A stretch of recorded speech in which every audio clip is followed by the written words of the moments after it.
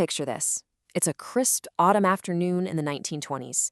A journalist happens to be visiting the incredibly remote, isolated Hungarian village of Nagyrév. He's really just there out of sheer curiosity because, well, a local funeral is taking place.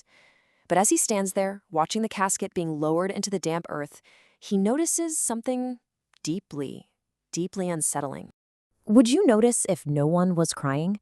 The women following the coffin are dressed in traditional black mourning attire, exactly like you'd expect. But their faces? Totally blank. There's this weird, almost mechanical solemnity to their movements. There's no weeping, no wailing, just quiet, purposeful whispers. In fact, if you look closer, some of the women actually appear almost cheerful. Crazy, right? Okay, let's dive into this. This chilling observation sends our journalist running straight to the local death records for this tiny village, and what he uncovers literally stops him cold. In a community of just a few hundred people, there is an absolutely staggering mortality rate. Men in the absolute prime of their lives are just dropping dead, quickly, quietly, and supposedly without cause. Husbands, elderly fathers, disabled sons, the women were burying them, turning around and simply moving right along with their lives. When investigators finally blow this entire case wide open, they're faced with a jaw-dropping number. Are you ready for this? Up to 300. 300! That is the maximum estimated death toll of what turned out to be a massive 15-year community-wide conspiracy. It's hands down one of the most prolific and, frankly, extraordinary cases of mass domestic murder in human history. But to really grasp how an entire community of wives turned into systematic, silent killers, we've got to look at the world they were trapped in. Section 1. Trapped by the war. A village on the floodplain. To really set the scene, transport yourself to the muddy, totally isolated floodplains of central Hungary. So, in 1914, all the men of Nagyrév are conscripted into the First World War. Poof! The village empties out. Left entirely alone for years, the historically repressed women of this village had to step up. And they did. They ran the farms, they gained total self-sufficiency, and many of them even formed new, genuinely affectionate relationships with Allied prisoners of war who were housed nearby. But then, 1918 rolls around. The war ends and the husbands come back. Talk about a psychological collision. On one side, you have these women who had literally just tasted profound independence and new love. On the other, you have returning men who expected their wives to just instantly snap back into forced subjugation, and in a lot of cases, really brutal, violent marriages. Now, the church didn't allow divorce, and the state, they offered zero legal protection. The entire village was basically a powder keg. These women were trapped, and they desperately needed a way out. Section 2. The Arsenic Midwife. Enter Julia Fazekas. Enter Fazekas. She was the village's unlicensed midwife. Now, in a place with absolutely no resident doctor, she delivered the babies, treated the sick, and, crucially, she knew everyone's deepest, darkest secrets. She was the powerful, unquestioned hub of the village. But she wasn't just, a sympathetic ear for these trapped wives.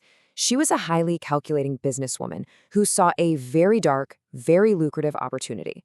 She offered these women a fatal, definitive exit strategy. Now, what's really interesting about this slide is how the conspiracy rapidly mutated. It actually started as a desperate act of self-defense against abusive, violent husbands returning from the trenches.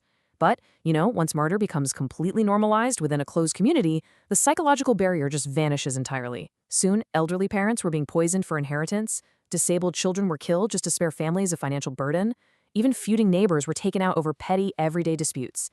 It mutated into this casual, opportunistic tool for mass murder. Wild, right? Section 3. The perfect poison. Murder by the spoonful. So you're probably wondering, how on earth did they pull this off undetected for 15 whole years? Well, the murder weapon wasn't bought in some shady back alley. No, Fazekas taught the women a shockingly simple DIY recipe using a completely legal household item. Sticky flypaper. Yep, flypaper. You just buy the paper, soak it in water, and boil it down. The lethal chemical leaches out, leaving a completely colorless, virtually tasteless liquid. Fazekas literally bottled this stuff. They called it inheritance powder, and sold it to the wives for a modest fee. That deadly liquid? Pure arsenic. And arsenic is brutal. It completely disrupts your cellular energy production. But here is the truly diabolical part. In chronic, low doses, arsenic poisoning perfectly mimics the symptoms of common natural stomach bugs, things like cholera or gastritis. The victim just gets nauseous, grows weak, and slowly declines over time. This meant a wife could play the role of the devoted, tragic caregiver, dutifully feeding her husband poisoned soup day after day, without raising a single red flag with anybody. Section 4. The Final Reckoning. The Architecture of Silence Breaks.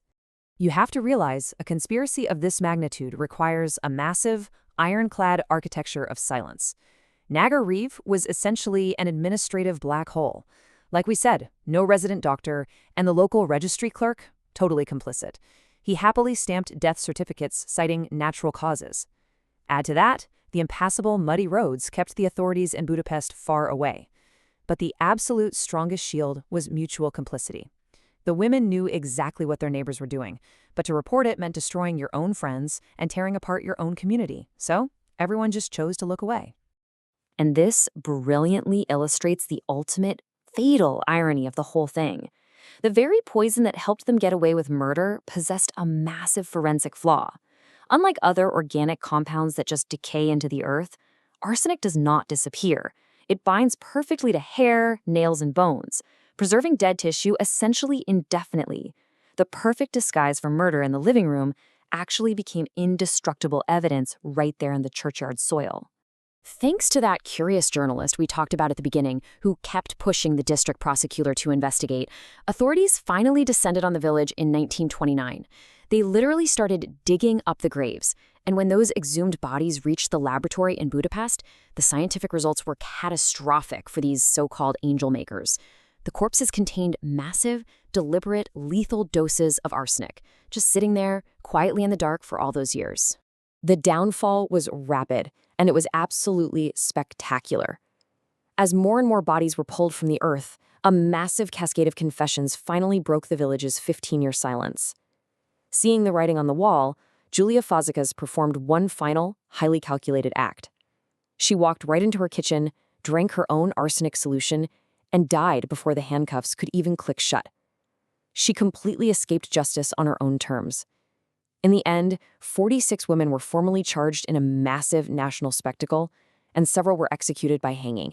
All of which leaves us with the deeply complex, totally unsettling legacy of Nagyrév. Now, the mass murder of husbands, parents, and children is undeniably monstrous. There's no debating that. But we also really have to look at the trap they were forced into. When the law offers you absolutely zero protection and society literally demands your silent suffering, what actually happens when someone finally offers a deadly alternative? This explainer on the Angel Makers is a really dark look into human desperation that, even a century later, still echoes pretty loudly. Thanks for joining me on this deep dive, and I'll catch you in the next one.